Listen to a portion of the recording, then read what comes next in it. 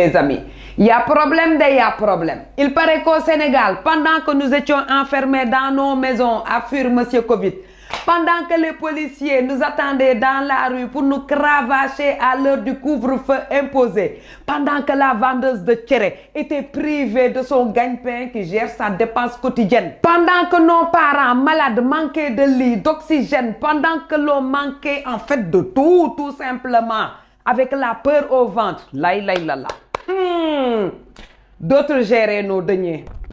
Wow! Force Covid, riposte Covid, Covid, santé Covid, de façon suspecte et suspicieuse. Ce n'est pas moi qui l'ai dit.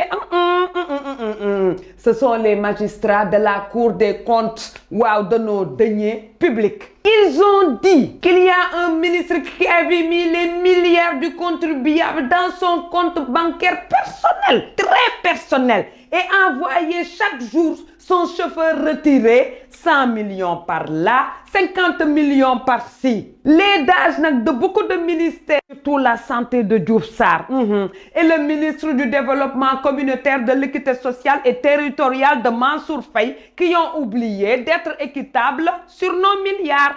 Manam dal, loubal, surfacturation, attribution de marché de gré à gré, cumul de primes, payer plusieurs fois aux mêmes personnes.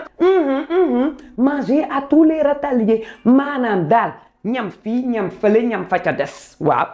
Un autre ministre de la République nous apprend que la couleur de l'OFNAC ressemble aux couleurs de l'APR. Wow, man, est-ce qu'il y a un code à décoder ou voilà?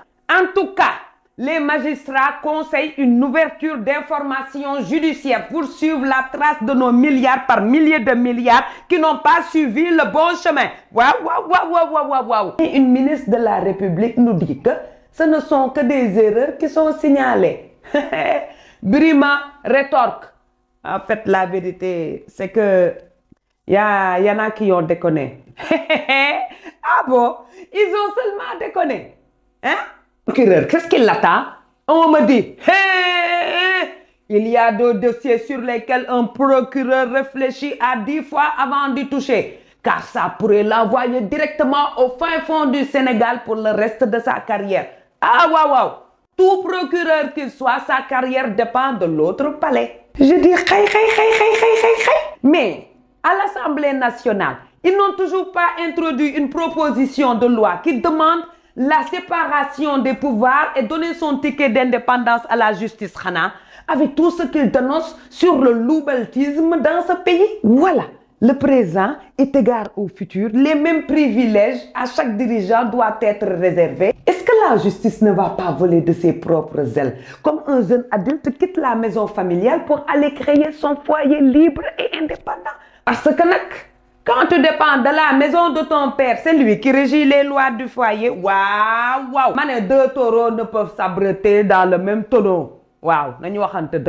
Makiné. En tout cas, moi je ne protégerai personne. Mané, waouh, tonton Maki. Et surtout, garde bien les coudes en l'air. En l'air. Le même genre de rapport avait coûté à Khalifa Ababacar Sall la prison et la non-participation aux élections. D'ailleurs, il est toujours dans le flou électoral en attendant l'amnistie des faits. Tiens, en parlant d'amnistie, ça, est-ce qu'en défendant l'ardoise de Karim, la demande sociale, et de Khalifa Ababacar Sall, la demande de je ne veux pas de concurrence sur la course présidentielle, on va aussi amnistier ces nouveaux faits et ainsi tout le monde capoute, mutus et bouche cousue. Circuler, il n'y a plus rien à voir. Moi, je demande seulement, hein? Monsieur le procureur, monsieur le ministre de la Justice, monsieur le président des honnêtes et des moins honnêtes et des criminels économiques de nos deniers publics, cotisés par les Sénégalais lambda, du vendeur de tchaf au privé, en passant par les investisseurs financiers. Gagne neen ñu nay leer saay dëkk bi sonn nañu ci luubal nay leer mbas.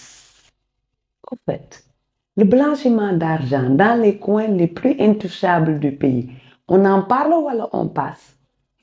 Passons, voilà. Mais s'il vous plaît, Nous en sommes où avec la gestion sobre et vertueuse? J'entendais toujours ma grand-mère dire, le couscous du roi est toujours assaisonné par la sueur du bas peuple. Maintenant, je comprends de quoi elle voulait parler. Madame, c'est les singes qui cultivent et c'est les godilles qui se régalent.